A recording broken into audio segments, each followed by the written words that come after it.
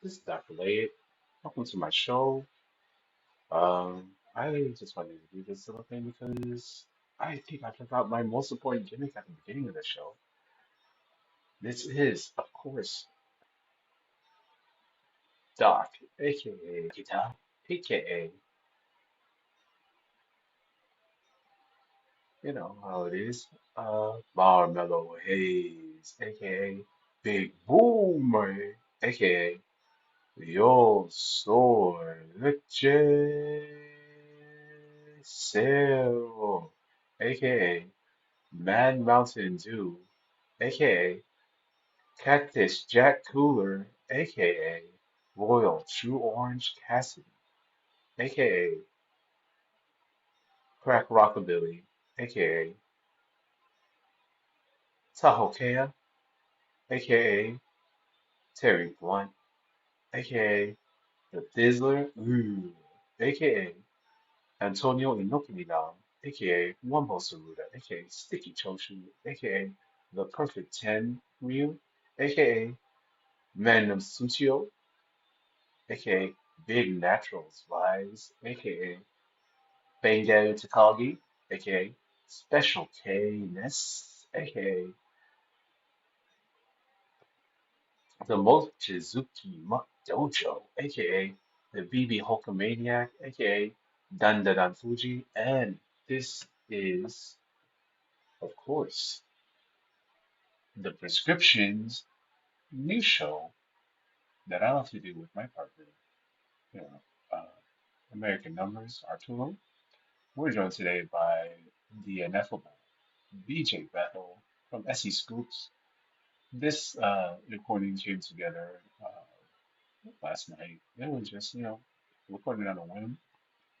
We talked about a lot of things. You're gonna hear them, and I just wanted to give you this opening and say, once again, thank you guys for listening to the show.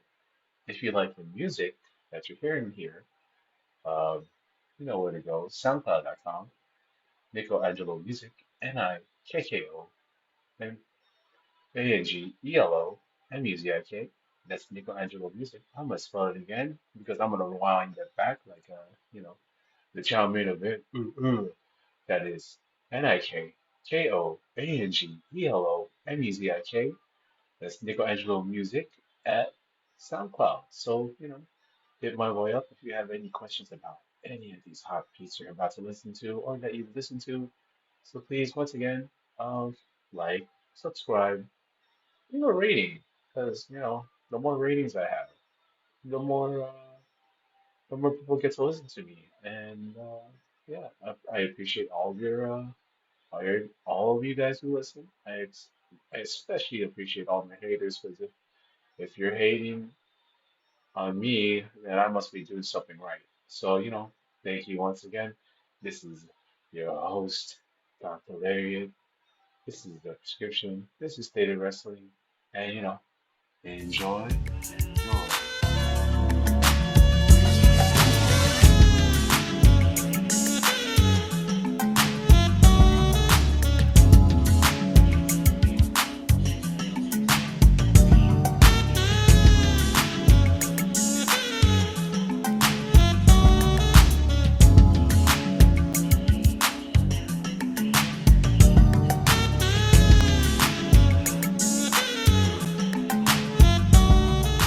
All right. I'm gonna give a full disclosure and be, honest. Me and Arturo had recorded because today the date is January 25th, 2026. Me and Arturo had recorded the original show back on Friday, and don't you know it? It did not save his audio. It only saved my audio, and I kind of just sound like a crazy person talking to myself. So, it's better to have a second take, and the best present that you can give is a BJ. So joining us today is BJ Bethel of SE Scoops. I'm not sure how I'm supposed to take that, but okay, I'll take it as a. I'm glad. Thanks for having me. Hey, you know, and some stuff has happened since I been at recording, but we'll sort of like hit it off on like some like short news, and this is something that that we kind of like were talking about before we got in the air. But BJ, so there was that picture that went around of Marty Scurll and Hangman Page just sort of, hanging out outside a Cracker Barrel, as wrestlers do. Um, there was like a little bit of a blow up about it, but I'm like, wrestlers always have problematic friends, they have problematic ideas, whatever that stuff. We also saw like on Saturday, Darby Allin hanging out with domestic abuse arrested person, a person, who was arrested for domestic abuse and other things in Bad Margera. Uh, you know, just just don't just don't idolize these people. That's all I gotta say about that. Like, wrestlers are gonna be wrestlers, and people are gonna have friends that aren't like the most, on the up and up. So like, it's sort of just like it's not that big of a deal to me, honestly. I, I mean, I think, and when we recorded the audio on this, like we talked about this, we talked about the Trey Miguel thing, we talked about a couple other things, Jay Briscoe, and there's always going to be cases where there's guys who do things and say things because that's what happens. They're wrestlers. Sometimes they're meatheads or not, and there are guys who kind of grow and progress and show kind of um, they have an arc, right? And there's guys who are complete scumbuckets, and there's like a whole kind of spectrum in between. And also, I mean, as Doc is saying, like guys will know guys, and we were talking also about like the kind that there's like the canceled dojo in Orlando, where like all the like which is like where all the guys who cancel like work out and they all talk to each other, and like we talked about how like Marty, you know, his wife is an agent for AEW, right? So he's there all the time, right? So Yeah, I mean, he somebody was saying I saw somebody saying something like, "Oh, those workers that trained Hangman speak Spanish was a lie." I'm like, no, I mean that's like the most blue collar thing I've ever seen. Like a blue collar guy does probably not have any issue with taking a picture with Marty, right? Just a picture, right? It's just like not something they're gonna do in terms of canceling the person. It's just the way people are, and yeah, I'm not. It's not going to upset me more. There's other things in this world that are going to upset me more than Hangman taking a picture with Marty Scurll, right? hey man, and like we were I talking wouldn't, but about, whatever. yeah, because like we brought up Shea Miguel, and that gross. He said some really disgusting stuff on there. And he landed on his feet. He's back in TNA. Great run in AEW. He did all that he could do, but now he's back home in TNA. Love to see it. He, you know, And I've not that gone I into actually it. I watched. went in the other one, so I'm going to do it now. Is Trey kind of he apologized? Trey did the I apologized by saying that I believe in forgiveness. And he apologized for some of what he said, but not all of what he said. So I totally understand why, WB would be like, yeah, I can't have this guy on TV. Um, I get it, right? And you kind of have to, and he owned up a little bit more this time. He can show a little bit more growth and maybe get another shot. But I understand why WB didn't want him on AEW.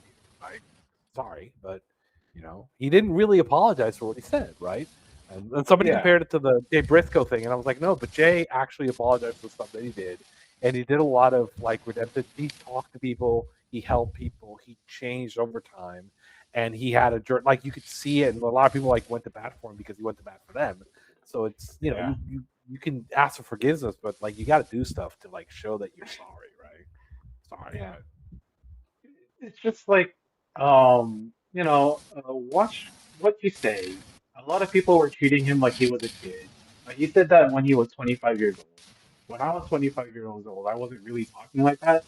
Maybe I don't even think I was talking like that when I was on Xbox Live playing Halo 2 on like so like gamer. oh yeah, he was in full gamer mode at the age of 25, and I'm like, oh, that's not a kid being a kid. That's you're grown and you're talking like that. But anyways, I, um as I said, I'm not going to get into what he said, but he only apologized for some of what he said, right? yeah, And that's the part yeah, that struck me. It's like I apologize for some of what he said, and I believe in forgiveness. And I'm like, okay, dude, good for you. eh, yeah, But yeah. I understand why. Yeah, Oh yeah, and BJ, you do have you do have an experience of somebody using gamer language on you.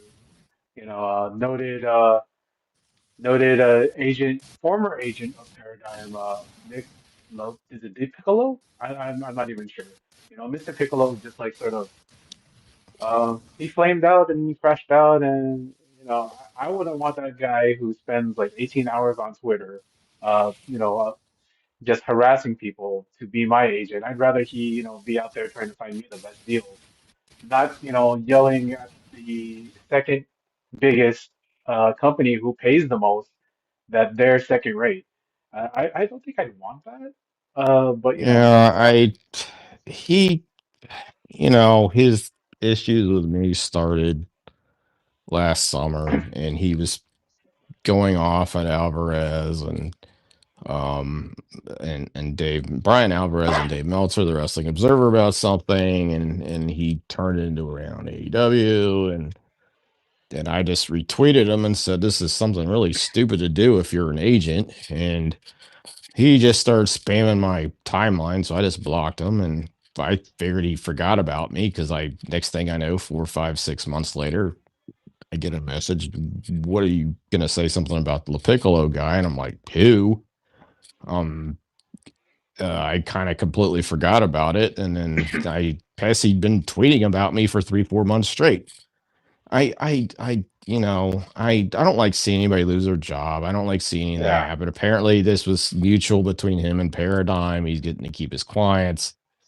I really, I don't. I mean, I blocked the guy, so I don't really follow what he's doing and his stuff. But I just think that he probably. I just don't understand where he's coming from or what he's doing. But hey, he's he said so many nasty, horrible, disgusting things about me, and I honestly, I don't, I mean, I think most people wouldn't give a shit if he kept his job or not. I honestly don't want to see. I mean, from what I understand, he's got a family. I don't want to see any of them get hurt, but yeah. it's just, it just. There's this idea that you can hustle and trash talk and hot talk take your way to success, and it's a good marketing tool, and it's this and it's that, and the truth is it's not. It's maybe he was getting bad advice from some people that have been trying to do that. I don't know, but it's just doing the hustle thing just does not work. Oh Get a man, real job. It's just a thing. It's like everybody else is out here doing real work, or they're working for a wrestling company, or they're training. And then you get these idiots like JD 2026 from Camden, New York, or Camden, wherever, from New Jersey, wherever the hell he's from, yeah, and they're yeah, doing this crap. And it's like, get a job. It's man, like all these guys get a fucking job. It's like if I've talked to agents, and it's like, and some of them, they wanted to talk to me about the Piccolo situation, and this was months ago when this was going on, and they're just like, man, I don't. He goes, I don't have enough time to even check Twitter that much or social media that much because I'm just working to I got to take care of my clients. They got health issues, they got family issues. I got to make sure I got to take care of their contracts. They got contracts coming in and out. He goes, I mean, pretty much like most agents.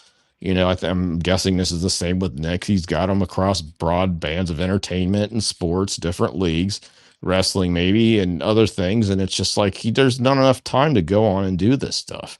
So maybe he'll learn from it. I don't know, but hopefully, I don't man. like seeing anybody lose their job, but I don't like seeing somebody, you know, I don't like see somebody calling me a liar on Twitter or slander me every day either. So, or decide they're gonna, take screenshots of me on off a podcast and then post them 40 times on his timeline. I don't even have that many pictures of myself on my camera, you Man, know just a that's like, weird. I mean, I just some of the stuff's just been weird, but brother, that, if it's smart, I don't wish anybody bad luck, but that's, it's just been weird, and I've had a lot yeah. worse doing media, but it's just hopefully he'll maybe this will be the change he needs. Maybe this will you get him back and going. Maybe this is, I don't know. Maybe he has some grand design behind all this none of us knew about. I don't know. I mean, I mean, hopefully, but like posting that much is like in my neck of the woods. We should also that call that crackhead posting. But like there's this like sort of when you have that amount of time, it sort of just makes you look worse. And like if I was one of his clients, I just wouldn't feel it just doesn't look good for you as like as an agency to have that to be someone so public on, and it was just so weird. But he What was I don't get is that when this was starting, it was, well, Tony's going to come to me because, people were tweeting this. Well, Tony's still going to come to you because of the amount of talent you represent. He represents like Drew McIntyre, CM Punk, Jade Cargill, Liv Morgan, a whole bunch of people. yeah, And it's like, well, I mean, I don't know. That's not how, I mean, I mean, you don't have these things and discuss them in public like that. Like, and if it was legit problems he was really having it, but if there's something that the company had really done to wrong his clients, he should just come out and say it. yeah, But now he's saying, "Oh, I never aimed any of my criticism at Tony. I never aimed any of it truly at AEW. I was just speaking to the media people, or this person, or that person, or whoever." And it's like, it's okay. Well, which is it? Is it what you yeah. said back in August or July, or is it what you said last week? Or I mean, I don't know. That's Maybe I don't know. it's pretty I just funny. think that I just think it's it's just strange because I think people see the grift side of this business right now as a money maker, and they see people like Bruce Pritchard, and they see the Conrad Thompson network, and it's basically full of Um, carnies that used to make a lot of money that in the business, but they don't make it any now, so they do it by trying to score engagement, bashing AEW, and try to score favor with WWE by doing it, and they it's think so this is good shady. money, but it's really not. It's just it's hustling, and and then what happens is there's like me guys like you Doc, Arturo, me who actually work for a living, and then there's Yeah. these assholes doing this other stuff. Obviously, Nick has a job. He's got a very impressive resume. Why he wanted to delve into this, and I mean maybe I mean, one of his clients is Eric Bischoff. Why would you want to get into this game? I don't know. It's just I, stupid. I think ultimately the problem lies in the following: these things do not exist in a vacuum, right? Yeah. He was essentially acting like a shit poster online, and you cannot have someone who is representing clients who are doing business doing that and accept it if you're not. I mean, like the thing again, Tony's not just a wrestling promoter. He's also part. He's gonna own an NFL team.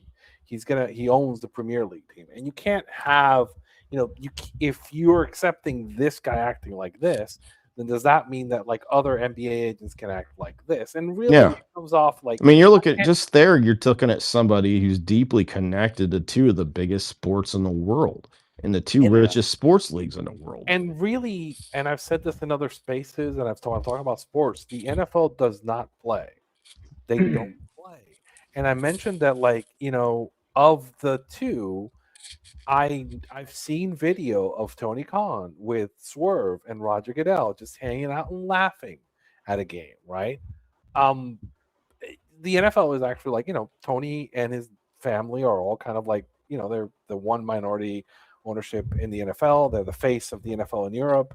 They're kind of a very important part of that, and I kind of imagine that like this kind of carny that like Nick was doing is not something that really is going to fly. With Yeah. somebody who's like a real kind of like if you tried to do that to like Jerry Jones or something, right? You they'd light you on fire, right? And really that's kind of something that like you have to be a serious like if this is your business and you are advocating for these people, right? And you're the person who's negotiating contracts and looking for jobs for these guys, you have to be the responsible adult in the room, right? Yeah. Yeah. And you can't just be a shit poster. And if you do that, then there's a limited time frame, because eventually somebody's going to get mad, which is I'm assuming what happened here, and it's going to make a call and go to Paradigm and go like, I can't do business if this guy's working with you. I can't do business with you. I can't Oh be man. seen, or I can't just do this with you, because it's like I can't I can't accept that behavior, because that's saying that Yeah. I would accept it from other agents, and I can't do that, right?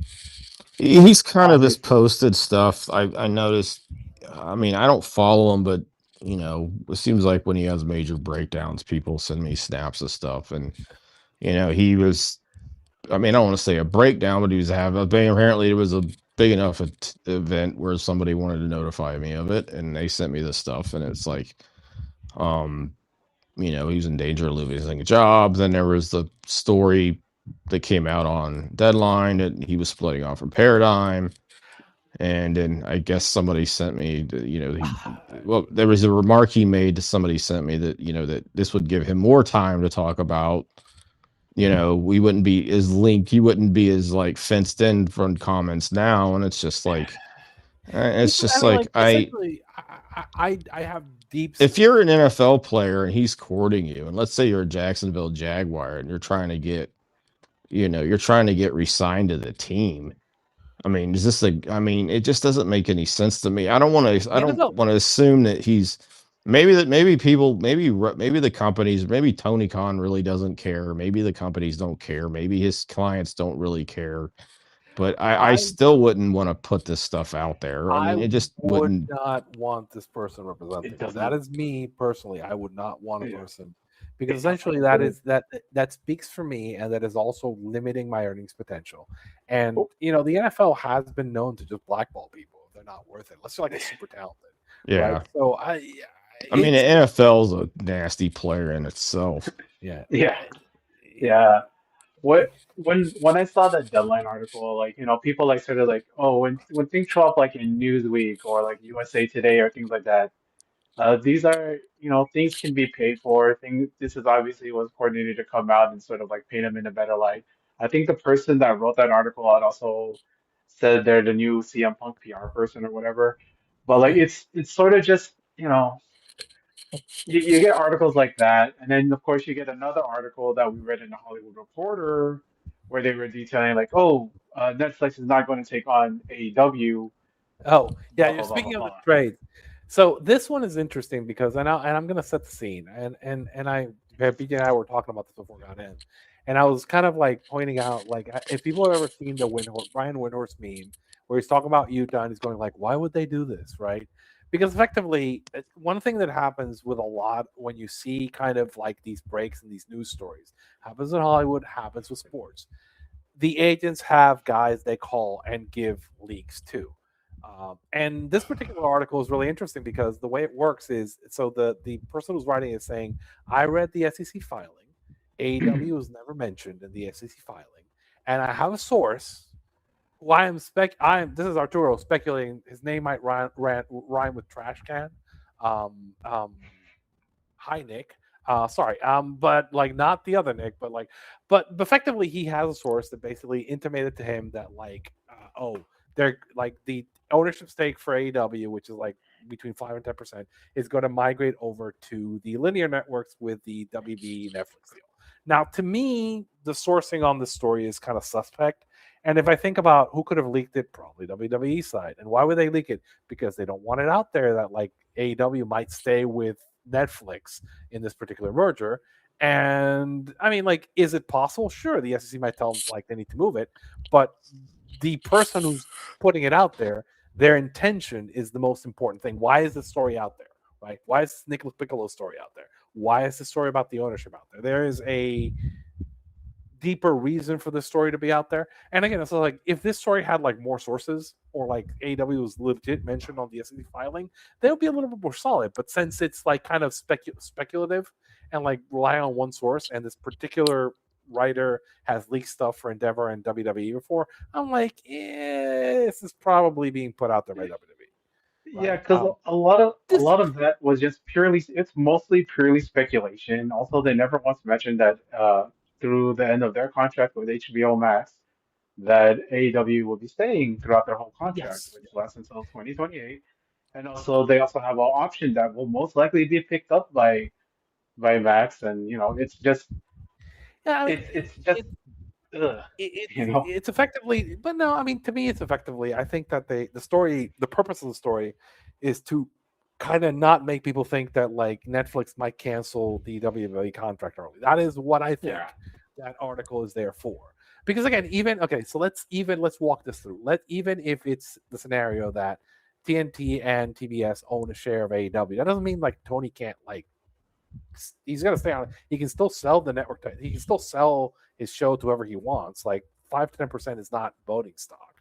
One, yeah, and then two, Tony can afford to buy it. Right? He can afford to buy TNT and TBS probably. So like yeah. ultimately, it's kind of a non-story, but like it is with not a lot of sourcing, but really it's purpose built to kind of like go like no, we're not like and Netflix is not possibly canceling this contract early because I Oh do think man. that like WWE wants to keep its value up for like reasons, right? Maybe Well, Saudi reasons. it's gonna be hard for them to do that because the Netflix had released the overall like viewership for Yeah, WWE starting from January last year to this year. It does not look good. It does not look good at all. Like I we mean, normally don't talk ratings here, but like when that happens and sort of ratings happen with these discussions and all that stuff, a couple friends told me like Netflix is sort of using WWE as an experiment, and like if you look at the viewing numbers that they had, like it doesn't look that good for them. It took them like 6 months to get 1 million views, because internationally they are the PLEs on the WWE from WWE on Netflix. It took them 6 months to get 1 million views for that the first one that was on ESPN. I forgot the name of that. Was it the WrestlePalooza. WrestlePalooza? Yeah. So that, and then if you look at the other numbers, it's not that great. Yeah, it is. It is really funny. Like it, you just reminded me of the other story. BJ, I don't know if you remember this one. Freddie Prince Jr. put out there like a couple months back, right? That like executives at Disney were mad or like were angry about like we're not happy with the WWE ratings, and there's a whole news cycle about who the hell is Freddie Prince Jr. and who does he know, right? That how could Freddie Prince Jr. have gotten that? And I remember having the argument at the time because obviously a spin cycle put out for WWE. I'm like, you understand that his wife is producer and an actress for Disney, and one of his best friends is now the head of Lucasfilm, right? So I'm like, I just how did love it. I how love did the Freddie fact Prinze that Jr.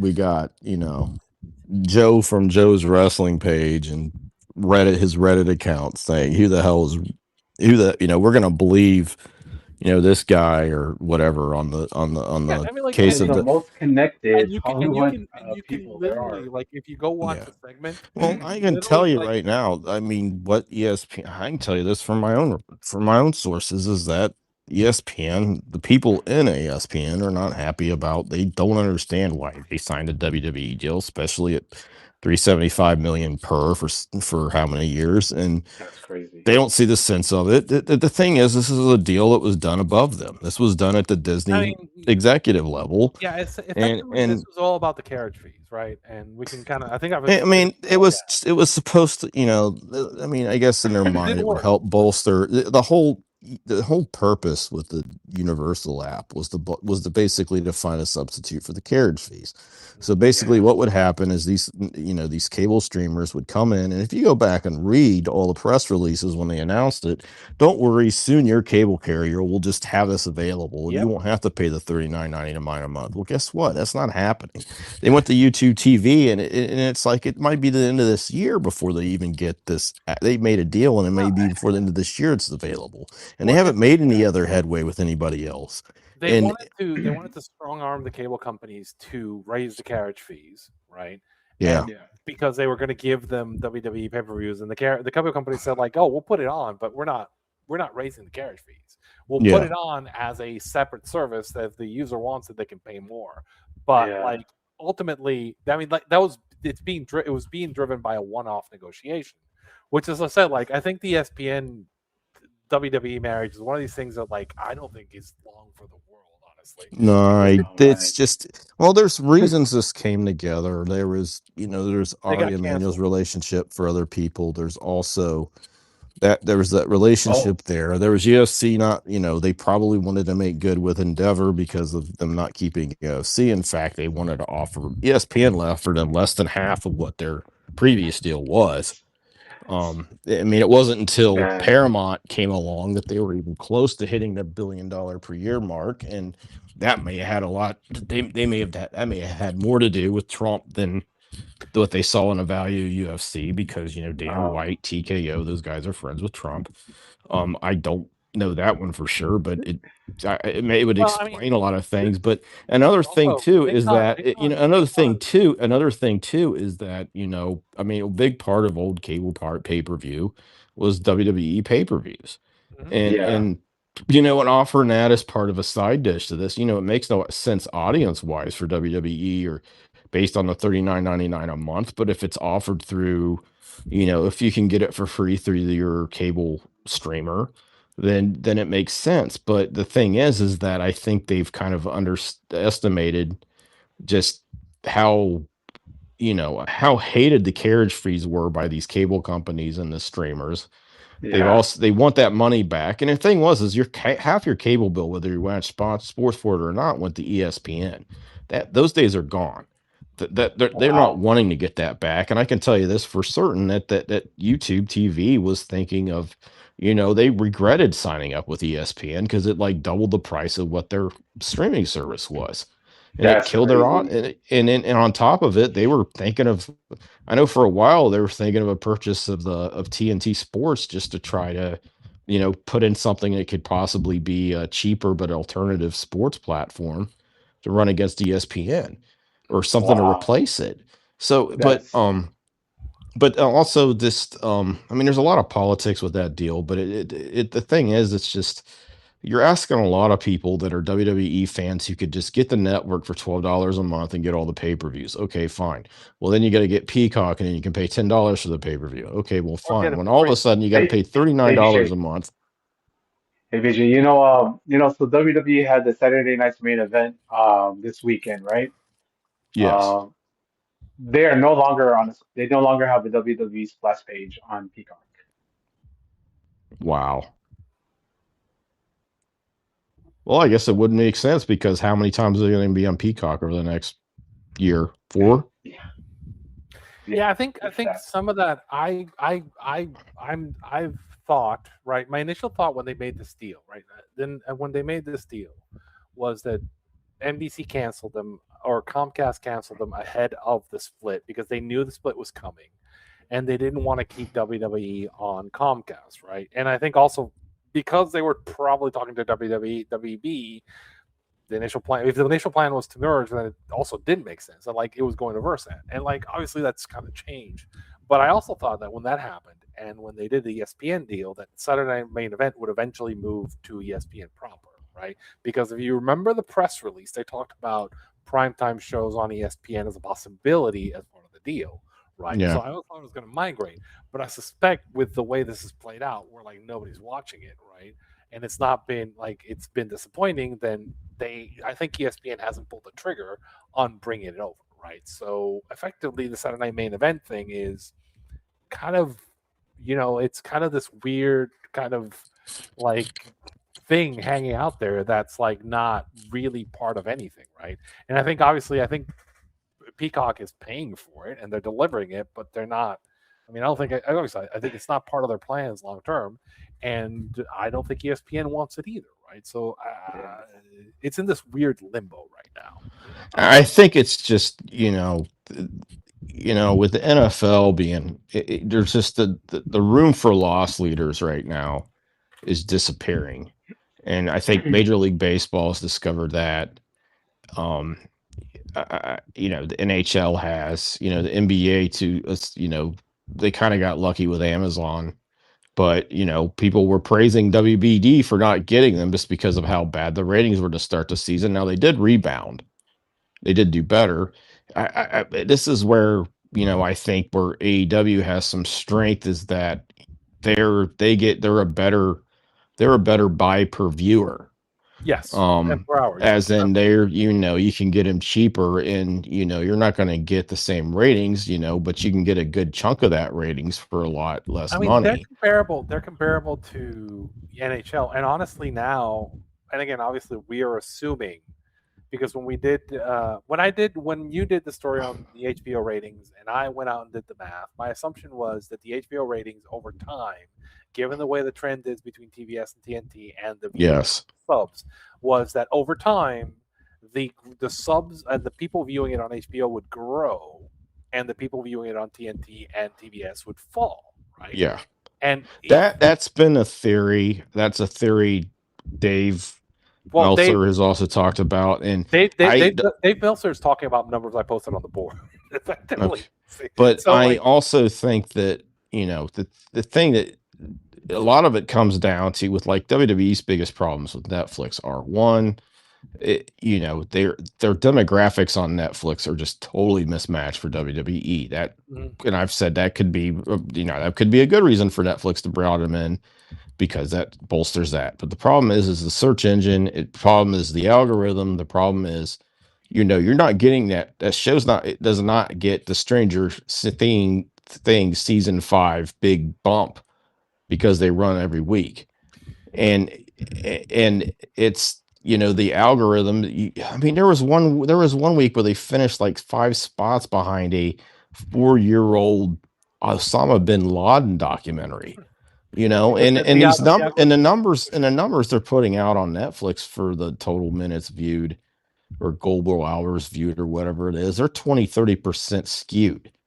I mean, those are way out of those are very heavily skewed upwards. At least for WWE. I don't know about the other programs, because those other programs aren't like WWE where they're running live. yeah, But for a lot of it will depend on just how HBO Max promotes the show I think for AEW. HBO is a good partner in terms of like how it pushes it. I guarantee. I mean, they've done stuff with like all the Prime properties and had them out. They'll have the premieres guys out. They'll have like the House of Dragon people out. So they've done a thing. They value the properties. My take on this, right? Yeah. And I think the demographics on HBO are extremely good because they're very young, right? And so Yeah. it's been a really interesting thing. Like again, I'm assuming, but like right now, I'd probably assume that like the Dynamite might have more viewers than like the two Prime WWE shows, right? We don't know this, right? But there's strength there. There's been strength in the pay per view numbers. There's been strength in like the shows. Now, obviously, they don't have the long term kind of live show tradition, but there's every reason to think it's been a good partnership and a much better fit, right? We are living in a weird space where we don't have these numbers, right? But like you can kind of look and make a guess as to what they are, and everything to me indicates that like no, it's good. And I think that like for WWE, the biggest problem has been losing Peacock, because I think Peacock was free, right? They had it was free, and like a lot of people were paying to $10, but also people had it for free. It was included in the cable companies, and there's also like it had a lot of reach. And I think going to Netflix, as you say, it's not as accessible as it was, right? Yeah. And you've Netflix is also taken also a different audience. People go to Netflix to like yeah, and you've binge and also watch these shows. That's but not you've what also wrestling is. right, and you've also taken the and yeah, you've also taken the pay-per-views off, and so now it's like this weird world. And I think like if we're speaking about WWE, we're gonna get into like a really fun bit. My favorite fun story that nobody's talking about, BJ. You want to guess what it is? The two Fun. week build of an arena in the middle of the desert. No, Paul. No, we're not going to talk about the slave labor in Saudi. No, we're not going to do that. It's not the I posted about this earlier. I saw Since your we don't post. want to, so Yeah. I posted. Let's save that. Let's save that for. But like All right. there was a big Vanity Fair piece from Roman Reigns last year, and Roman said that his contract was going to be up after WrestleMania this year, and he hasn't been on TV since November. And there's stories out there that basically his contract had like 200 appearances, and like Vince burnt them all, so they have no appearance fees. So now they want him to show up. It's 250,000, 500,000. And I there's agree with all that these one. stories about like how they had to write him out of the Mania kind of program. And they're bringing him to the Royal Rumble, but they only showed a picture of him and said that he's showing up for the Rumble. But they couldn't have him do like an interview or show up. So my suspicion, right, and this is my suspicion, is that I think Roman's headed towards free agency, right? And rapidly. And I think that he wants a number, and I think that TKO doesn't want to pay that number. And it would fit the pattern with TKO. And this is why a lot of the weirdness in WWE around the booking is going on, right? Because I think Yeah. they initially wanted Roman, and I think they got told no, you can't do that. Because I think if Roman's leaving, Roman's not putting Cody over, right? Roman's not doing a job if he's leaving, right? No. If you're gonna bring him in, you're gonna tell him, hey, I think you could probably get a little bit more if you don't lose, which that's an old McMahon tactic. Just to throw that out there. Yeah, he did. He did. We were talking about this, and we said like my take is that he's basically having the Okada year from his last year in New Japan, where he did his Yeah, jobs. He put over Cody, he put over Seth, he put over Bronson Reed, Bronson. and then he disappeared. Right, and I think he's going to come in for the Rumble because you can get a schmoz finish on there, and I don't know if he's actually going to show up on like not the Saudi event. Like, is he going to show up for any other TV? I don't know, because if like they're not going to sign him and he doesn't want to do a job because he might be leaving and he doesn't want to reduce his value, Yeah. then is Roman done with WWE? This is my question. Because again, we're 90 days out. We're less than 90 days out from like the end of his contract, and he's gone. That would Right? be that would be interesting for them to lose. Like that's basically the same kind of like run Hogan had, where Hogan had like 10 years on top. The company no longer had a use for him, and then there's WCW. And I'm just gonna put this little tidbit in there, just like my little tinfoil hat thing. I think Saudi might have booked Sammy to win the WWE title this year because they don't not care how that's going right now, and it just seems like that'd be the perfect storm of things to happen of Sammy winning the WWE title Who's in he the midst working? of all this stuff. Is he working Punk or is he working Drew? He's working Drew on top, Oh, interesting. Hmm. which You think he's going to Mania with the title? no, I don't think he's going to Mania. I think he might just win the belt in Saudi because they don't want to do that at WrestleMania next year, or probably the people because the Saudis have a lot of say in the booking of these shows. So like they'd want the Muslim man to win the world title one time there in their biggest event because this is going to be their biggest event ever they've done there because it's an actual like a tentpole event for WWE, the Royal Rumble. Which if you guys have been watching ESPN over the last month, the hype for Royal Rumble is not really there. Yeah, I So mean, that's like kind of weird. yeah, this is the ESPN just like it's a ghost town, and I've been joking for a while that like the WrestleMania is where it's going to explode because WrestleMania is on against the NBA playoffs, and that's going to be like hilarious. Like ESPN will not mention it at all. Yeah. But that's like an interesting twist because that might explain. That's another reason. It might explain the whole Drew thing, and it might explain like why Roman's kind of like nowhere. Now I could be wrong. Roman could come in, win the Rumble, and get like, and that would indicate that he's signed. But again, a lot of the noise that was out there was that TKO didn't really want to pay him, right? And Yeah. that would fit if people who are familiar UFC fans, they understand that TKO does not give you that like gold watch contract. If they think you're on the decline, they are going to give you a pay cut, right? Yeah. And the interesting Yeah. part here is I think that like Roman is someone who you can draw money with significantly outside of WWE. Like there's a lot of reasons why if you're Tony Khan, you offer him a contract, right? I think that Yeah. it just makes sense, Yeah. right? Um, Yeah. but again, nobody's talking about this, and I want to get it out there because again, I am only reporting what Roman Reigns said, the Vanity Fair Exactly. piece, and speculating on the fact that he's been off TV and the weirdness around his booking. Okay. BJ, I did want to like ask you. So, what did you post about the Saudi uh springboarding that fast Okay. build of the arena? Oh What? God. So I just okay. So anyway, someone's posted a time lapse photo of the build for the stadium that are going to be holding the Royal Rumble in here in a few weeks, and basically it took them 2 weeks to build the stadium. Let me Good find the God. person's. Yeah, it's Yeah, like they showed photos from like the start of the year and like 3 weeks later, and the stadium basically they built it like it was one of those like Chinese hospitals they built for COVID. Just yeah, I mean, it was. Let's see, Caesar Wheat Wrestles is a fan account. I don't know the legitimacy of it, but there's a poster Yeah. figure. WWE Royal Rumble. He post WWE Royal Rumble 2026 Riyadh stage construction progress in the last 20 days. This is just impressive, and it shows a empty field on January 5th. January 15th, you have most of the construction completed.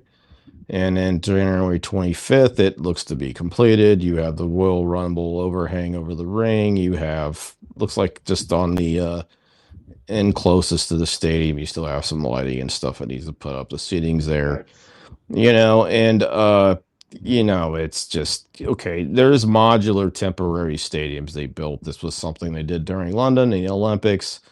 Um, Qatar for that the that is a World Cup. thing, but Yeah. it took months to put together the modular put together stadium, and just my commentary was, I bet those safety inspectors were hard at work because, Saudi Arabia probably really cares about worker standards, especially since they're Oh a half Jesus. slave economy. But, this is my favorite part is this, I'm sure. Let's see. What level is from Just Jimmy, baby? What level of expertise do you have in the field of modular stadiums? Well, I don't know, but I would say I would not be comfortable in a stadium full of 50,000 people built by the Saudi Arabian government. Um, Somebody else wrote, it's clearly just temporary bleachers and scaffolding. They probably will have to use porta potties outside this stadium, quote unquote. And by the looks of things, no real concourse for food or services or any other amenities. So yeah, it's really not impressive, but it will serve a purpose. And then somebody hilarious who posted next replied, the safest people for the first time in history will be the wrestlers. Oh man. I Somebody said I think this. WrestleMania 9 happened in a parking lot in Las Vegas. yes, but there And we it's some, and then here comes and said, I bet your STT test isn't negative. Okay. Well, I don't know what that's got to do with the stadium, but it is in It's so fact negative, crazy. but I don't want to know why you know. 2 week Also, build. you care or are you in your feelings? About what? I Right I don't. click. The richest fucking country in the world is gonna cut corners. God, you're pathetic. Yeah, I believe the Saudis will cut corners, you dipshit. Do you know Uh, anything about the Saudis? that's God, not the no only thing wonder they you cut. people. It's, you're but carrying milk. These people, because they're such WWE fans, they're willing to carry the water for a fucking dictatorship, that, regularly throws, you know, people off, cuts off arms for crimes and, prosecutes gay people and women and, let's not forget the brutal butchering of Jamal Khashoggi, an American-based journalist for the Washington Post. Yeah. But you guys keep carrying water for them. I hope you sleep well Yeah. at night. It's it's so weird.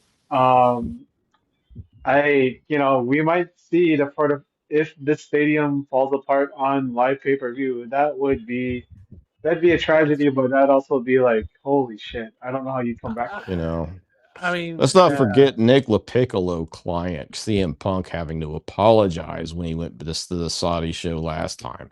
okay, Like What? that was ridiculous that he had to do that. hey, It was shameful, he and got that Punk got screwed. he got that vampire cop movie that was like on the TNA premiere. I mean, come on, man. Uh, he Oh was my a god. racist vampire. I think that's the whole movie. See, actually, like the funny part about that is like when I was watching, I watched the TNA premiere. I'm sorry, like I'm a former Amazon employee. I was curious, so I watched it, and it was one of the worst TV show, like wrestling TV shows I've ever seen. I'm But going to ask you guys about this because this is something I really need from you. I watched that premiere. I Yeah. think we both went through it. All three of us went through it. But I want to ask you guys: okay, do you think it was really visa issues and whether they kept that show and they had to rewrite it to the last minute, or do you think it was, just badly put together? Because all the segments, it started with AJ Styles, okay, they then go into Elijah. Everybody they had up front and featured was former WWE people. so did you ever That watch? was on purpose. Did you ever see the Bozo show? What on WGN and the kid? WGN, yes. Show? Well, Yeah, of course, yeah. Yeah, so basically, my take on TNA is it's formatted like it's the Bozo show, but it's the Santino Marella show, and the wrestling is the Rocky and Bullwinkle cartoons, Okay, right? that make Awesome. that. And if you remember, they would show like the little bit of like the start of the cartoon, and they would like do the whole segment with like the clowns, and they would come back and do the little, and they would. It's the same thing. If you ever watch The Simpsons, it's a Krusty the Clown thing. It's Krusty the Clown is effectively meant to be like Bozo, and like Yes. the Itchy and Scratchy. cartoon, Itchy and Scratchy are like stepping in for like Boo's the Squirrel. Yeah. And so like or like the Mr. Peabody and like or I forget what like the Dudley Do Right is the other one. And anyway, but like the point being that it's a show that's formatted. I understand, like it's formatted around Santino Marella and like the other four authority figures, and the wrestling is just kind of incidental. And it's wild because they have all these. Did you say four authority figures? Yes, it's Carlos Silva, Santino Morella's daughter, and what's her face? Who used to be in WWE. Her name, the Seville- SWAT. That's what Deville. SWAT. Sonia Deville, yes. Daria and Ray, I'm I like- think that's what she was calling herself. And I'm like, Okay, watching- I just had to ask because I thought that's how many I counted. Granted, I don't keep up on. well, I mean, like, Impact are we much, counting but- Dixie? Do we count Dixie? Dixie would be fine. Well, she was there. Like the only thing I liked about the entire show was Dixie and Bo Ray. That was the only thing I liked about that show. It was like the only thing that made me laugh, and I was like, because they hugged, and I was like, oh, okay, that's kind of funny. And having Bubba there, yeah, that's a great idea. Bubba is actually, he was there on the second week, and also he's formatting shows for them. I don't know what the possible selling point is of this show. You had people on the show, like Nick Nemeth was there, his brother was there, AJ Francis was there. There were people there who could have like done matches. You could have, like, you were in Texas, you could have brought in people to squash. The Reichers could have squashed somebody. I don't know who this is for, and as I said, like it really was like the Santino Marella show, like the Bozo show. It felt like, this week was we even talked worse, about this. man. It felt like a commercial for the first episode of TNA TV. Felt like a commercial for the first episode of TNA. Yeah, but it was, Yeah. but it was no. It was an episode for the Santino Marella show featuring TNA wrestling. I guess the Genesis, Guy Gilbert, who I really trust on this stuff, he said that, the Genesis pay-per-view was actually really good. It was But okay. the thing I don't get is you got Santana, you got Mustafa Ali. Mustafa Ali's only in there for a little bit of part of a tag match. It's like Mustafa Ali's one of the biggest up and coming stars in wrestling. Like he sold out like 3 months worth of shows for like 4 different companies. It's like, why is that guy not all over your TV? Why where's Santana? What is the point? Like, if I like, here's the thing. Like, this is worse booking. Like, I've got a bunch of friends like sickos who watch stuff. Like, I'm talking like watching like all sorts of promotions, and they're watching DCW and pushing. And I've watched a little bit of the DCW show, and it's not boring, right? It's Russo, but it's not boring. Yeah.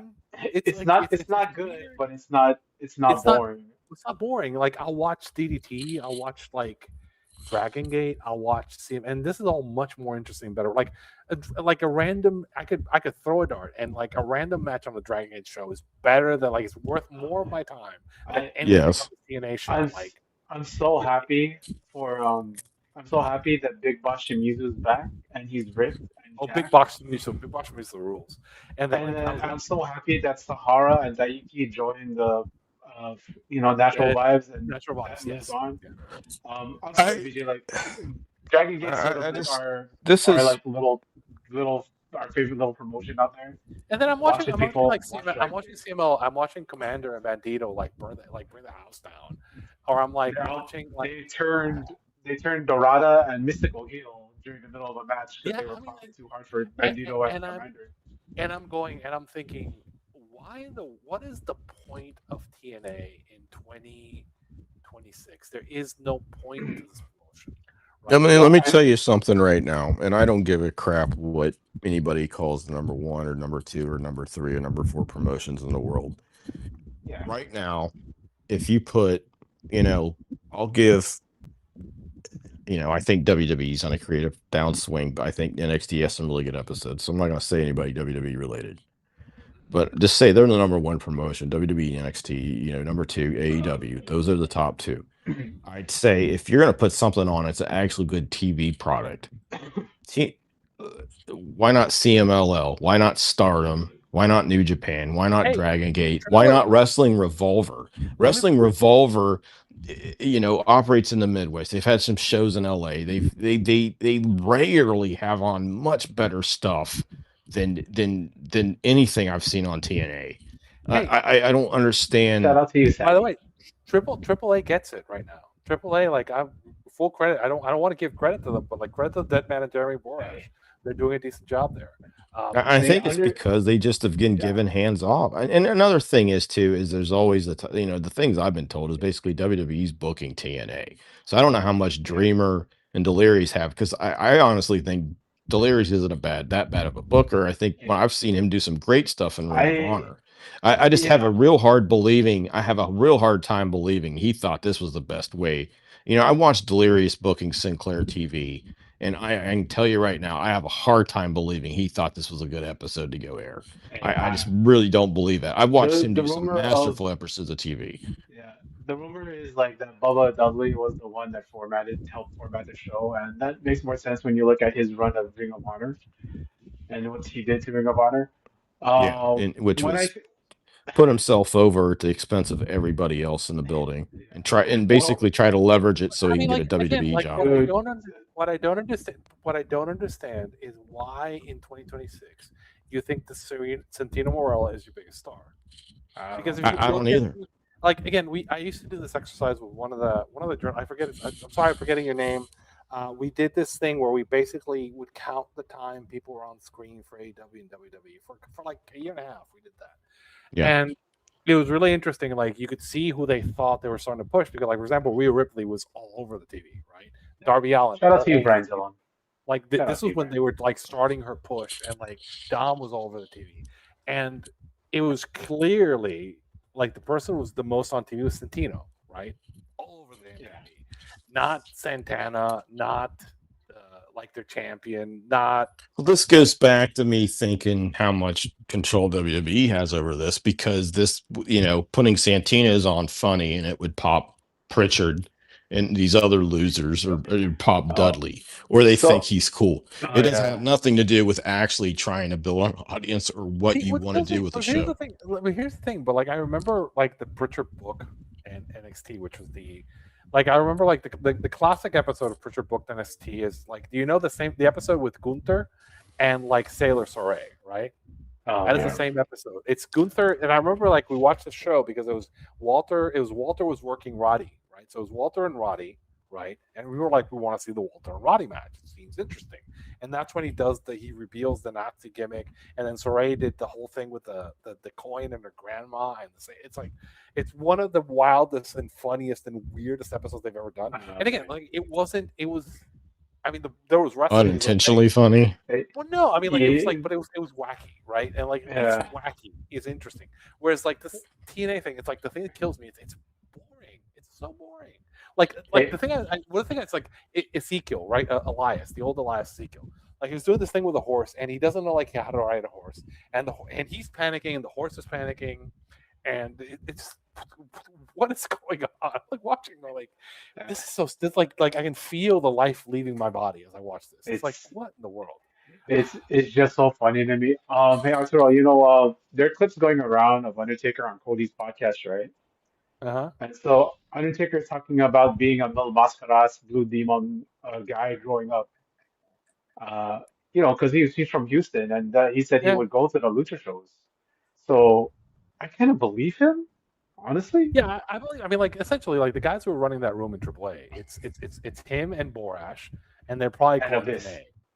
Yeah, Abyss, and they're probably calling Tenay. So, like, do the people in the room in AAA are probably the best booking team that AAA has had in its history? Because if you know the history, it's always been Conan, and Conan sucks, right? So, I mean, I kind of knew that that they had a chance to be better, but this booking team actually like knows what they're doing. Like, people are like complaining about it's funny. I hear the gringos, the Yankees, the people from the U.S. complaining about like the the whole gimmick with the mask, Well, unless El Americano de Grande Grande or Americano, whatever. and the Grande Americano stuff is because essentially what it is. They took these workers and put masks on them and sent them down to like AAA, which is the most AAA lucha thing you can possibly do. And Los like, Gringos Americano, yeah, and Los Gringos Grande, Locals. what's his Man, name? I forget I forget his name. Oh, he's so it's good. Tyler Bate and Titan. And Ludwig Kaiser is Grande Americano. Ludwig Kauser is so good in this because he's got the Mexican girlfriend now, and He he's like speaks he's Spanish. He speaks Mexican What also Spanish, works for it which is too the is that amazing they're thing. treating it. The thing that they really impressed me with that gimmick and putting it in AAA was that they treat it earnestly. well, no, They the other thing, actually the they thing of actually it, try to make it's like it's over with the crowd because he actually comes out and acts like a look, baby face. He doesn't try to be the evil heel. look at the people they've pulled. That's the thing. Like, look at the people they've pulled. They pulled the best workers out of that roster and pulled them Yeah. down to the way. And so, like, you're watching, you're like, yeah. I mean, they got all the like. Is it a serious show? No. Is it CMLO? No. But is it funny and good and decent? It's a fun Sure. lucha show. So you put It's it on that better roster. than it's much better than what it was on a Because It's card. got a little. It's got a little bit of that. It's got a little bit of the Lucha Underground vibe. But yeah, the thing you got to hope for is that it's successful, but it's not too successful because you got to right. hope the benign neglect keeps hold. Because Yeah. first of all, Borash is very very good. Abyss is very very good. Um, and Taker's a very smart guy.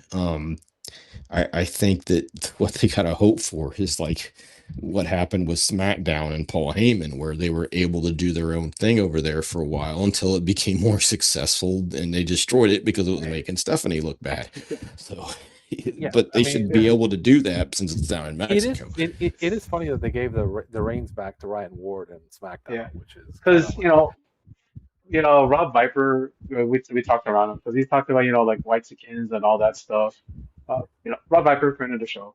He's he did this whole like a big thread about like Americans coming over there and taking over Lucha, like the whole thing of Claudio defending the look, title on Collision and Etchy and Roddy has been a match for a match that wouldn't even happen in a ring like in Mexico. Doc. It, I'm dropping my straps like I'm Jerry Lawler, baby facing up at the end. Here's the thing. I saw this rant.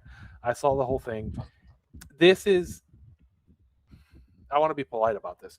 This ignores the history of how lucha and like American wrestling, particularly in the South and Texas and California and all the border territories work, where yeah, it's not one thing, it's not two things, it's one thing. People move back and forth.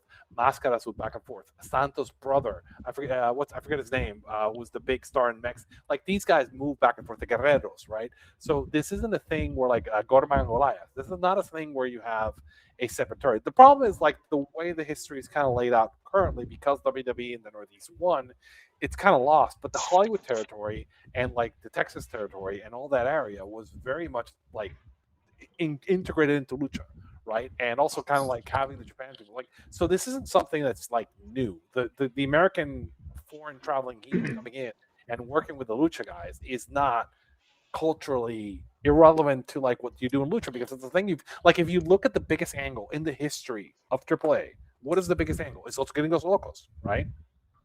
Los It's the Fingers Locals, Jake the Snake it Roberts. right. If you look, It's Eddie Guerrero and coming in and betraying Santo and like embracing the American side of it. It's the that is the central kind of trope of yeah. Mexican wrestling. And if you And one like of you're the talking biggest about programs like also was like the Destroyer versus No Máscaras. Like that yeah, goes into Yeah. Japan, across America, in Mexico. Like there's always been this give and take between America and Mexico from I mean, Lucha Libre and wrestling. San Diego, I mean, to show how tight this was, I mean, Eddie Guerrero was a huge over baby face for about a year and a half in WCW. And then they ran a house show and they ran a house show in San Diego and Yeah, Eddie had to work as the heel, the dastardly nasty heel because they still hated him so much. And this was like sounds great 96, anyway. 97 from the Los Gringos Locos this is gimmick. There this was people trying to attack him from the stands. It was like, and this is in San Diego. This is not in Mexico. This is in San Diego, well, I mean, like California. it comes down to like Eddie. people, and again, I think some of the people don't understand that Eddie's probably one of the biggest stars for Mexico because of that, like that angle, because he helped kind of get Mexican lucha TV. Like he's the guy who Yeah. was the star at the start, right? Of because of they were off, and so like again, like there's this whole kind of cross cultural thing in Mexico. It's always been a thing. This is not a new thing. Bringing Yeah. like the Grande The new Americano thing angle. with it was WWE, and that started with Eddie, and then later Yeah. Rey Mysterio. That was the new thing, and that was in the 2000s. But they were already now they were there's. But this was already a thing in American wrestling Because in they also Texas, they Amarillo, San yeah. Antonio. I mean, it was the thing in Yeah, Like you WWE where said, like WWF did have the Triple A partnership back in like 96, 97 they that had but I the mean, they it had wasn't Lucha what But I'm just saying yeah. that you didn't have the bleed over the styles, Yeah. the regular thing where you bring in the American heel to Yeah, work I mean, for a like, while. I think again, like what I was saying, like stylistically, that was happening more in the South in Texas. I mean, Black Guzman. We're talking about like Hollywood territory. We're talking about like Yeah. anything like Oklahoma, like anything on the South was kind of working towards Mexico, and that would always happen. And again, so it's kind of funny to me when they start saying this, and I'm like, but this is that if you look at the history of I can find cards from the 40s and 50s with like people from dude, it's just the way it always happened, right? Yeah. And Mexico was like it's just we don't have TV from Mexico in the 70s, right? But if you're familiar with like things like UWF and you're familiar with like the way that EML used to run, and you look at these super cards and you look at who used to come down, right? And you'll see Andre and you'll see all these like American stars coming down to Inoki, work Mexico, and Fujinami. yeah, so Mexico's always been much more like a global hub and a cultural hub for that. And this is not new. Like Yeah. who's the father of the style in Mexico? I mean, like it's the Japanese wrestlers coming. There's Japanese wrestlers coming over and being like super influential in Yeah. Mexico. So like it's always happened, right? Well, look at Ultimo Dragon. I mean, he really got famous in Mexico first, and that's what got him over in New Japan Yeah. in war. And then and those companies was first. Became a big star in Mexico. Yeah. Then he of course he trained this guy named Okada. And don't let's When spoil we the New talk Japan about guys here. like What's when that? we talk about CFLL doing the Puro and Mexicano, Hecho and Mexico stuff, it does go back to like old school booking of like, yeah, let's make sure that the Mexicans are going to be the top guys in Mexico, and they are. I think a I mean, lot of it also is you can just go sort of back. like, You can go back to the roots in the as I said, like in the 30s, and you'll see guys the old shoot work fighters would come in and and do the challenge. Like they would do the stuff, and it's people coming in from Europe and coming in from the U.S. and coming in from Japan, right? The guys, yeah, like, I mean, like I was thinking about Hamada as the who I was thinking of. Like you have guys like Hamada who are like hugely influential figures, and like again, this is not new, and I want to kind of like put that out there because like kind of being worried about like yes, I am worried about the WE influence a little bit, but I do think that like worrying about like American workers coming down and vice versa, that's yeah. not something that's reasonable, It's, right? it's not something that hasn't happened before. I mean, New Japan's had that partnership with CMLL for how many years? And like you sort of see the styles bleed into each other. Yota Tsuji's Well, the heck, NW. Los Ingobernables de Yeah. Japan was the biggest stable Oh, in that there that's for so years. that's so perfect that you said nothing more novelist because some news. I'm gonna start with some good news. So there was news like that Sanada was about to, call it a day. He still might, but like friend of the show Joel over at Super J Cast, they had said that the injury wasn't as bad as they said. It's sort of it's a bicep injury that he was working through since 2023 when he won the belt. So like I'm never going to, like my friend Jeremy says, I'm never gonna rag on someone who killed themselves basically to keep New Japan afloat in 2023, which is what Sonata did. We're hearing news reports of like Hiromu leaving, and Hiromu was one of the big staples of the New Japan Juniors and New Japan itself. And Naito and Bushi have been pushing about having a new member join them in Los Tranquilos in Noah. So that's pretty interesting. Shingo is sort of like, it's sort of being in there. But we did get news today. We did get a confirmation. Do you want to hit us with that, Arturo? Yeah, so Evil is leaving. Evil is gone from New and this was kind of known. Like this has been floating around for like a week or so. Um, and I'm gonna get into like some of the rumor stuff. Like so, effectively, it's pretty well known that he's going into WWE. Exactly where we don't know that, but it's known. Um, there's a rumor that he may show up in Noah, right? But I mean, that wouldn't like if he's WWE, he could show up for a Noah show. It's not like people have shown up for Noah shows from WWE before. But like my suspicion is going to probably show up at the Rumble. Um, and again, I think part of the reasons, I think people were complaining about this last year, but I'm like, I think he did everything he did everything He made properly this he last year. made Aaron Wolf, man. He Yeah, made him. and he's from a roster perspective, right? If you think about that match he worked with Wolf, which is a very Memphis style, it's a very heel heat heavy match with the other guy bumping, very safe, and just getting over and very kind of cartoony, kind of like he can work the house style for WWE and excel at it, and he's a safe worker. He can work the silly stuff that they like. He's like kind of a big presence, so he's a good fit for that roster. Now, the rumor is that there are personal reasons. Um, if people don't know, he has a relationship with EO similar to the one that, like, Yuka I've and explained, Takeshita. I've explained before how, like, if you're married or you're in a deep relationship and you're in an idol profession in Japan, typically you don't reveal it. But yeah, I mean, like EO and Evil have supposedly been together, um, and he's shown up for events to be like WWE events before.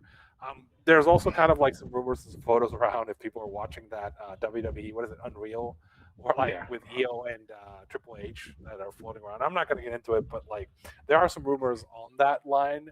My expectation is he's going to show up for like the Rumble. Is my expectation, and I'm kind of like really like if I stare at the card, I kind of think they might try to put him with the White Six, because the White Six are working against Who? the Samoans right now. Oh So yeah. it's like it would The feel like he would kind of spooky. fit there because it's guys he's worked out before. But it's we don't know what they're gonna do. We don't even know what they're gonna do. I was joking that like somebody was saying like they should just call him Evil in Japanese, and I was like, no, that would be Aku, and WB owns that copyright, so they can't do that. They could call him Akuma. I don't know if like Akuma, it wouldn't work either, right? So, um, but yeah, so he's coming in. We know that Hobbs is Bulky. coming in. No, Uh, Hobbs is coming in. so yeah, the name Royce Keys. Royce Royce actually Keith, is Hobbs' son's name. his So son's name. yeah, his son's name Royce. So that's pretty sweet. Like It's Kevin interesting. Owens choosing Owen because his son's name is Owen. So Yeah, it's kind of the same kind of deal. it's I, fun that I they might both go into the main roster where other people have not gone to the main roster. Um, in terms of New Japan, like the thing that's like, kind of interesting, I was having this conversation with somebody who's like we're gonna talk to somebody we're gonna talk about who's like really really hot. Somebody who I was told that like AW should not bother to sign, right? Because he's not a main event player. But Andrade is having a moment, right? Andrade is like doing the pants rip off gimmick and getting the crowd to go wild for him. And he looks like he's being like book strong everywhere. The point I was arguing with somebody, is he the main heel? Somebody's saying like he's the third heel for UE, but I think every I remember talking and saying like nobody like the AEW shouldn't sign Andrade, but every booker and promoter is going like, yes, Andrade, we want more Andrade. It's kind of funny. I love that. Because like on New Year's Dash, you were hearing the women scream for him. Also, Yes. it's like it's pretty international that Andrade. And he's giving that. I just got divorced and living my best life sort of deal. I It is. I I'm so looking forward to Andrade versus Suji. That those two guys together in the ring. That's who you want on your poster for New Japan, or those two guys. My God. Yeah, I'm still in the position that I think that there's a possibility they're going to try to like. There's a possibility that New Japan and CMLL might want to put the belts on Andrade. Because logistically, with BJ, we've been talking about this for New Japan. Like we kind of both think that Suji is probably going to drop the belt, like in a B3, and then like go in, win the G1, and then get his main event where he wins the belt back, which is kind of a typical story they tell. Yeah. And if that's the case, then who is he dropping it to? Well, it would make sense that he drops it to whoever they want to sign from AEW for the year, right? because this is what I've done the last 2 years. So, Yeah, yeah. and we're like, Because hey, handsome Andrade is there. Well, in the Andrade plus, G1, I mean, Takeshita is yeah, also, he's They still can going to do it be again. under there for a long Yeah, time. but I mean, I'm they're not. I mean, I would not be surprised if they end up trying to get Takeshita to come over and carry that title. I think he's probably. I mean, Yoda Suji, they got a late start on him. I think he's definitely, a great guy, but to put on top. But they got some options. It's not what they had in the past, but they're I mean, doing it's going to be something. yeah. I just like the movement that they're having in New Japan right now. I like the movement that they're doing with Yuya and Shota, like, and the KO brothers. I think that's very interesting. The fact that that wrestlers have all these options between New Japan, CMLL, AAA, WWE, like I am absolutely happy that wrestlers get these options of where they can go to work, and I'm happy that companies are being able to use all these wrestlers and give wrestlers this sort of like these places to work and play their trade and like get this time in. And I'm very hopeful for the year 2026, and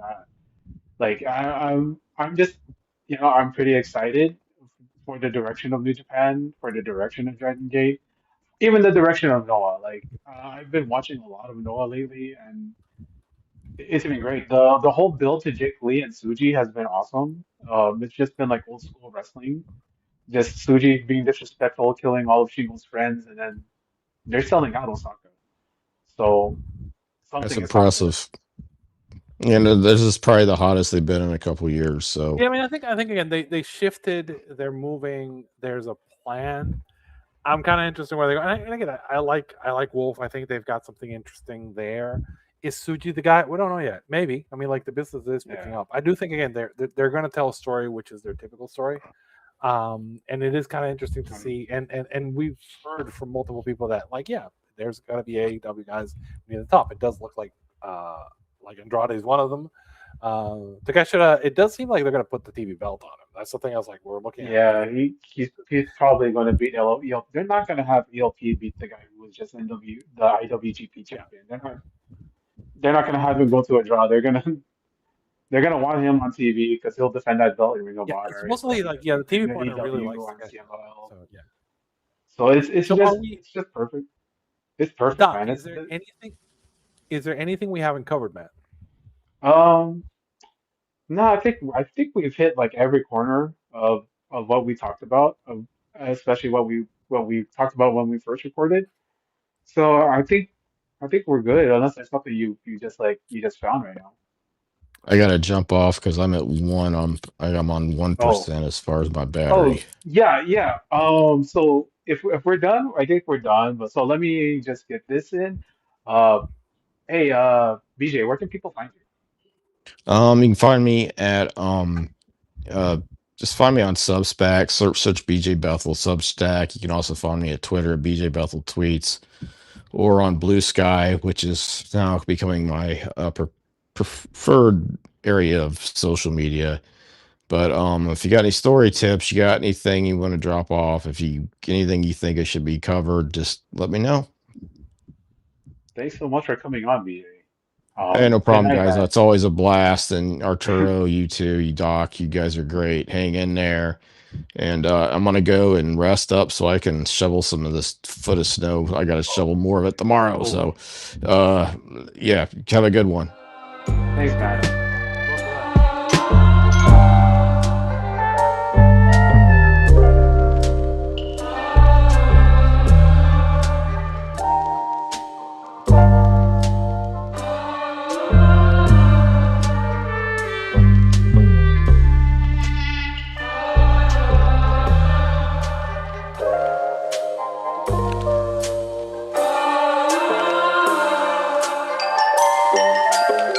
Um, yeah. So thank you for BJ to coming on.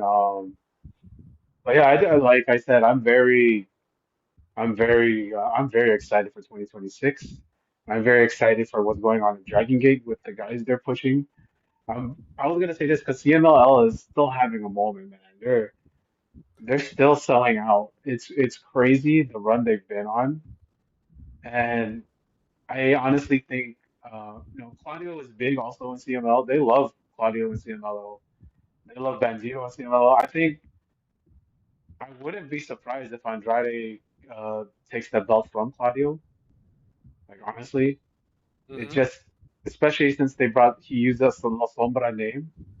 So Yeah, I think that, like I think like it's gonna be an interesting year because I do think that like multiple people are gonna want to put belts on him, and everything I've seen is like yeah, I mean like yeah, he's the guy. He's got that like, which is like to me it's like that's why it's so hilarious. When people like didn't get it. I was like, dude, this guy has it. Just look at him, right? It's like Bandito. This guy has it. You see it.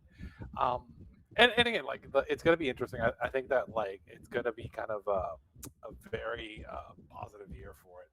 And I'm still kind of like again like I'm in a good space. I think that like we're yeah, watching some good stuff, and I think I really it's like there's so much good stuff. I don't know why you would want to watch bad stuff. Right? It's yeah, uh, and I'm not gonna say what the yeah, bad stuff is like, but I don't know why you want to watch that. It's like yeah. Just uh, watch wrestling that makes you happy. I just started this new show. I mean, I started the show before Deathmatch Royalty with Matt Dawson. You can listen to that. Arturo's been on that. We talked about the fire match. I'm starting something new also called Slam Masters Entertainment System, where we talk about classic matches. Um, and I think what I learned through doing these watch-alongs is I love pro wrestling. I love pro wrestling. There's nothing like watching a great pro wrestling match and like coming out of it feeling charged up. yeah, Um, you I think know, I think I think, and the one we watched today, like which people like, well, we'll put up, but like we watched this match and the energy was off the hook. And I think when you yeah. get that moment, you get that energy. It's like I watched the other match. What was the other match I watched? We were both doing the top tens for the years, and I watched the Goto Zack Sabre Jr. match, and the energy Which on that one? match, the one where Goto wins the title, Oh, um, and that match, oh, man, that was the energy. great. That was on my top list. That was the, on my the top. crowd, the energy in that crowd is so good, and like I think that like I've come to appreciate that the Oh, vibe and the energy did is you so. wanna what was your top 10? Because I got my top 10 right in front of me. Give me a second. I will pull up my top 10. I've actually got it. I got like a list. I made sure to capture it, and I can read it off. Oh I yeah. think we both like. Let's go 10 up, Okay. and then basically we can kind of like. Let me make sure. Sorry, it's like I got the my ballot back. Here we go. Ballot submission confirmation. So I'll start my number 10. My number 10 was Hiroki Goto with Yoshihashi, defeats Zack Sabre Jr., title change. And I mean, I thought the energy on this match was so good. It's the fans are so excited. And like it just feeds and feeds. And Goto's been a guy who's like been so good his career that like it was good to have him have this moment. What was your number 10? Yeah, so that's actually my number 9 match. That's my number Okay. 9. The Goto defeats Zack Sabre Jr. for the world title. My And, number and my 10 match was Hiroshi Tanahashi versus Densho Kodino from Oh, DDT. I thought about putting that match. That match is so funny and so good. Yeah, I absolutely. I just love that match. I love DDT. I think Cancel I me for think we liking Dino. It's fine. I'm gonna say, look, if you wanna, if there's a match with Dino that was supposed to work Okan, and Okan scratch, and so it's Dino against the Invisible Man, and I mean, I admire a guy who can like, and obviously with there's a cultural thing going on with Dino that I'm not going to explain. It has to do with Japan, how Japan is, but okay, fine. But he is very much such a good comedy guy, and he just knows how to work. It's all really impressive. But that Tanahashi match is really funny, and I enjoyed that. Yeah, I had fun with that match. I had 9. I had Kenny Omega defeats Gabe Kidd, and great again, match. I think Kenny was so good, and this is him kind of like showing why I want him to win the world title for AEW again. Um, you said you're 9 and 10. I'm gonna say my 8 was the blood and guts match with the men's blood and guts match. Um, that match, I remember I watched it, and the thing that I loved about the match is like I went back and watched the Dynamite that was it was the battle royal to get to a match with Mox for the title shot that Kyle O'Reilly wins, right? And Yeah, really interesting dynamite because it's like Finley works Hangman in that. Like there's a bunch like it's like the debut of Kyle Fletcher. It's like the debut of Will Ospreay. It's like this is a really interesting. It's like on the build to it's a really interesting dynamite. But the thing about that is it starts the story with Kyle and Mox, which is a story that Mox built over like years, right? And ends in that blood and guts match with Kyle tapping out Mox. And I appreciate so much that somebody takes the time to build a story over years that really I wanted to like have that in my top 10. That's great, man. Because yeah, it does tell the story from when Kyle first came in, and like it's just they have good matches, man. They have great chemistry. Uh, my number 8 match, Mystical defeats Bandito. I Stellar don't work. have I don't have that, but I love that match. It's stellar work. I've loved Mystical for like 20 years. And like Bandito, this is part of like his argument for being Wrestler of the Year for this show for the prescription. He is our Wrestler of the Year 2025. Yeah. Like once we get to It's number one, you'll see why. But yes, yes. yeah. What was your number 8? So I know I said my number 7 is Okada defeats Takeshita and Mascara Oh, which is that match. The thing about that match is okay. So that match when that match started, that building was dead. quiet. It was utterly dead. The crowd is dead. It's so quiet. And like so Okada and Takeshita have like this magic chemistry between the two of them that just makes Okada like you tell he immediately starts paying attention. But Dorada took it to the next level because Dorada's like it taps into that like Okada gene of working with Yeah. flyers because of this training. And this match is so great. Like they're all great. And like they just Mhm. refuse to let this crowd stay Ta dead. And they just keep Take building. and Okada. There's a moment in that match where Dorada just gets like he's gonna do a dive and he just gets up and he just looks at the crowd like he's mad. He just like starts like moving his arms up to just get him like and it's so much energy. It's so good. Like this paper just goes from Oh that man. point on. But this is such Yeah. a good like just Lucha and Perezu just like come for the flying, stay for the wrist control. Incredible match. Oh man.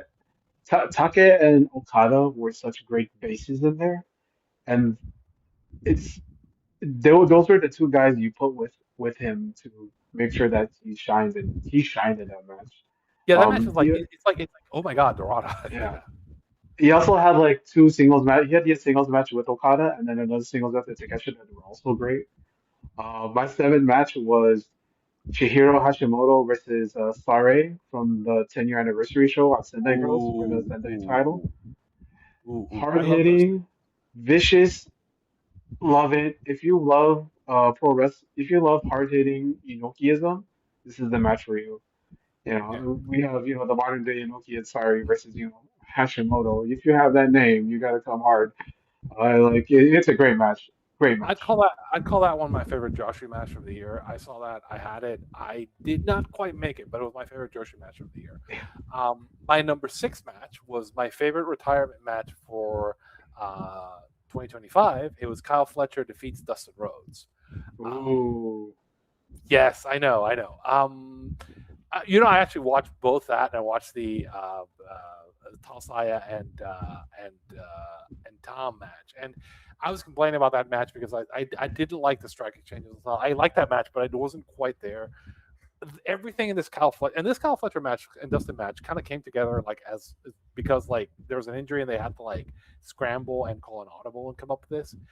But it's just an incredible match. It's a match that kind of very perfectly caps up Dustin's career. It's a match that makes me want Kyle to work Cody if he ever comes back and beat him. It calls back to the Dustin Cody match and the blood, and it's just it just works, right? Sometimes Yeah. match just works, and that match just works. Just an incredible thing, Um, and just Kyle just showing he's like the next ace of the universe. yeah. Um, My number 6 match was Keno versus Kaito Kiyomiya Iron Man match. ooh, Um, it it was I didn't even feel like I was watching for an hour. By the time I got to the end, it was just watch this match, people. This is how you work an Iron Man match. Yeah, that's all I got to say about that. so And I hate my Iron match. Man matches. Yeah, no, but sometimes they're good. Like match number 5, right? This was my favorite TV match of the year, right? I did not expect to have this match on my list when I saw I was playing, and it was actually my favorite match of the C2 too. I wonder if you can guess what it was. It was Mike Bailey defeats Kyle Fletcher. Um, Ooh, great match. that match, Great I mean, match. I was not a fan of Mike Bailey when he was in TNA or the Indies. I mean, I kind of felt like his match layouts were very stale and kind of like very repetitive. And I think part of that, like, I've actually like I want to apologize to him because, or to them, because they're a worker that basically they can get a great match out of. I'm trying to respect his pronouns. They can get a great match out of anyone, right? And when you put him against these like incredible workers, the ceiling just goes through the roof. And him and Kyle just worked this very unique match. It's very different. A lot of stuff I haven't seen before, and I wasn't expecting the. It's like a very surprising. It's just such a great TV match. It's like just again fast, It's fast awesome. moving, It's awesome. different. There's some incredible bumps in there, and it's just like it just works. It's just a great match. I want to have it on My number 5 match was Kento Miyahara versus Yuma Anzai from the All Japan New Year's Eve show. there. Mm-hmm. It started it you know if you watch one Kento Miyahara match this from the last year, this is one of the best ones for me. Yuma Anzai, of course, is that's they call him the Hope of Japan, and like it's just two guys clashing. Kento was perfect. No notes. Kento is just perfect, man. Okay, match number 4, and I want to comment that this match could have been my match of the year, but wasn't. Right, and I'm going to explain why. Um, Mystico defeats MJF with John Cruz, right from Wow, CLL. This match, this match is so great good. match. Like them breaking out I mean, Mystico is the clear wrestler of the year by a mile. I mean, I'm comparing, like, I'm looking at business numbers for him that compare to Hogan, Austin, and like Primal Connect in Mexico, like Yeah. insane year. And this was the feud for him for this year, one of the great business years of all time, and it's really a feud with MJF. And really, MJF just worked in this feud.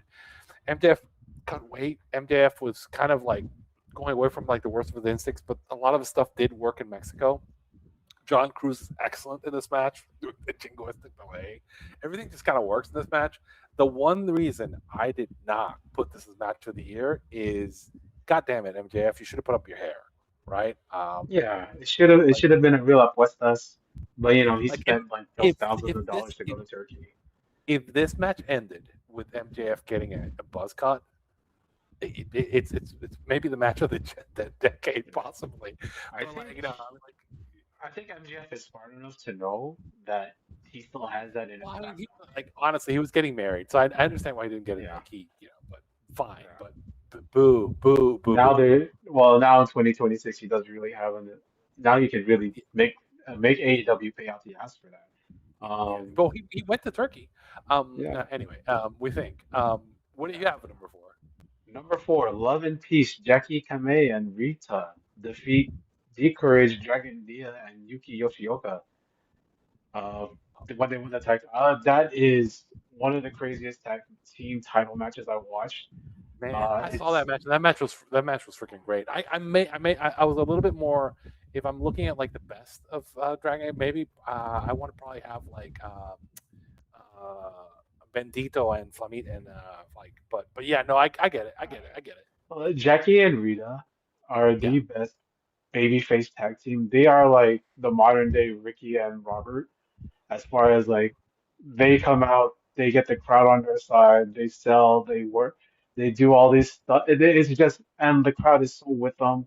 It's unbelievable how great these two are as athletes, and like the way I like the turnaround for Love and Peace this year. They started the year not so well, and then they ended the year with all the tag belts. It was just a great match to me. If you want to see like guys working from underneath and to come off and hit that surprise win, because no one was expecting them to beat Yoshioka and Dia, because it was great. It was great. yeah. No, I no problem with that. My number 3 is Adam Page defeats John Moxley from All in Texas. Great. Um, I thought this match again. This was a very well built feud. There's a story. These are two main characters, really, of AEW over time, and it just built this convincing kind of the season ender, right? It just built to everything. Hangman coming out the babyface gate, how this all worked, and just an incredible match and how it ended, right? And just Hangman Yeah. never misses in the spots, and Mox really did not doesn't miss in these big spots either. So just an incredible match, and I had number three. My number three match is El Desperado versus Jen Kasai in the finale of their series. If you love Uh, deathmatch wrestling, if you love Lucha Libre, if you love Lucha Libre, this match is Lucha Libre in like a nutshell. The drama, the oh man, I love this. Everything worked in this match, and you know all the hate that Despy got for the whole thing of whatever. I don't give a shit. Despy is one of my favorite.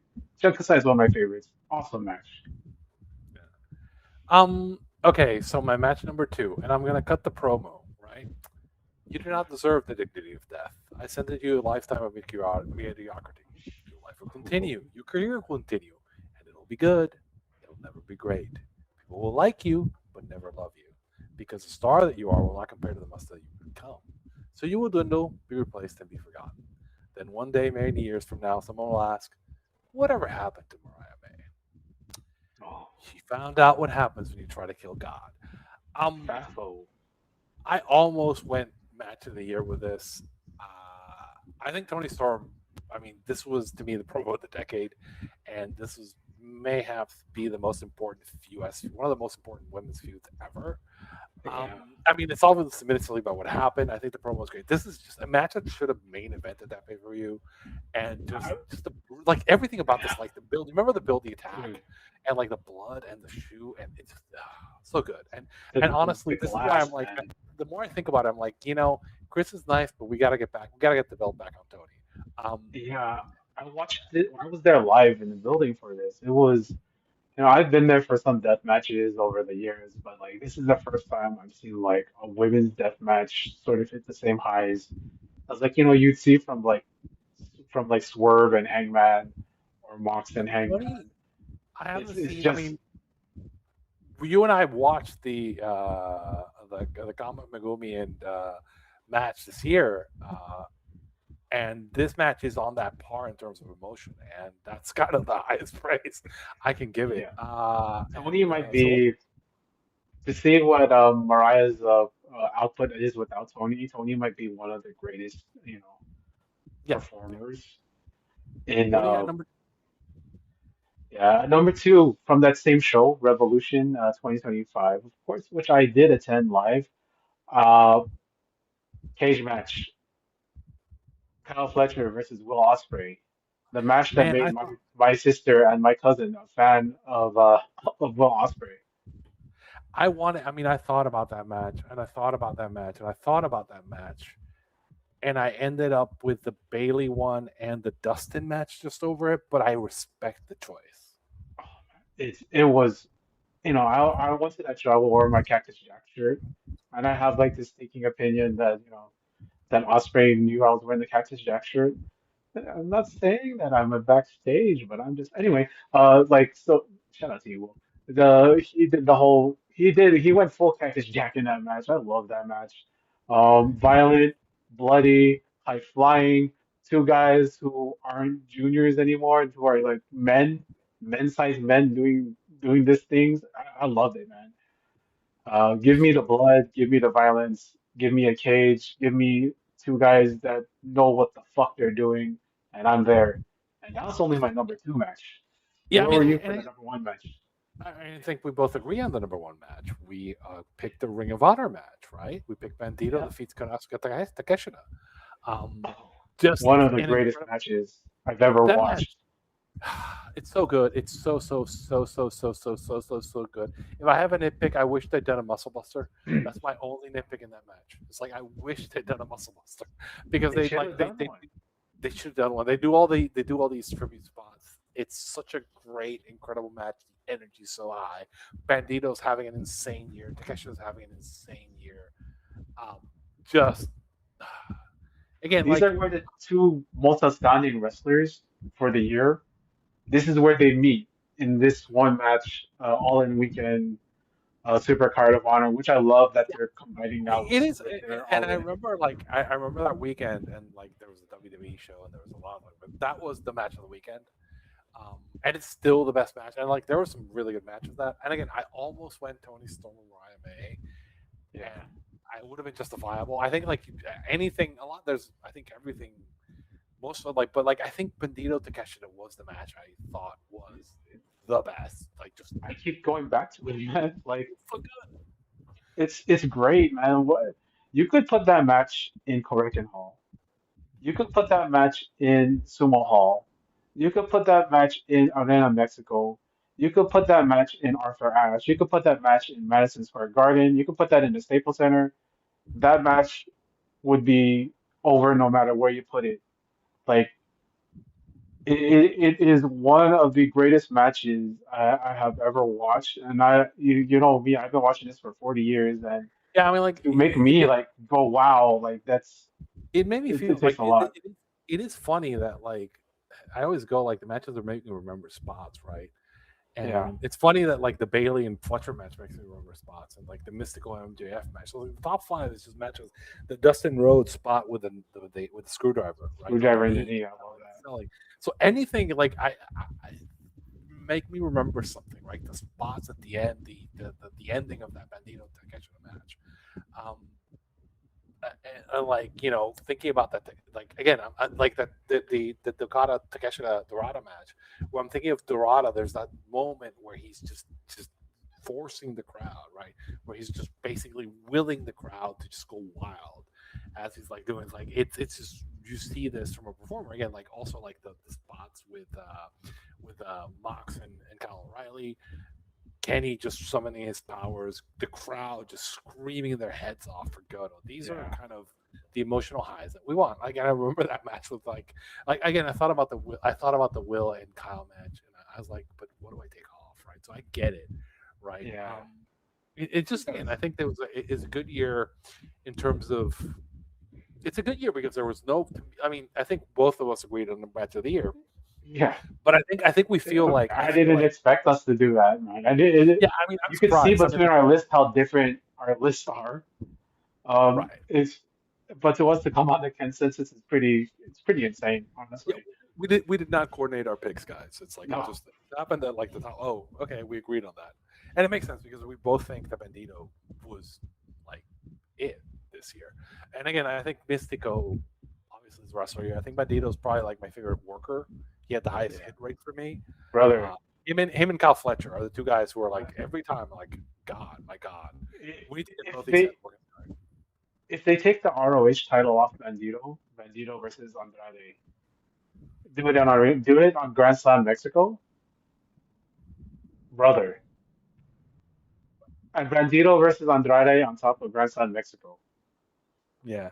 Anyway, that with that, guys, I think we are done for the night. Yeah, we're all done, man. Thank you so much for joining me, Arturo. Thank you to Matt Dawson for the beginning of this episode. Thank you for BJ to come in and save us on the second take for the end of this episode. You can find Arturo on Twitter. He is American Numbers. You can also find me on Twitter. I'm Dr. Lariat. This is the prescription. See you next time. Okay. Mitko, Mitko.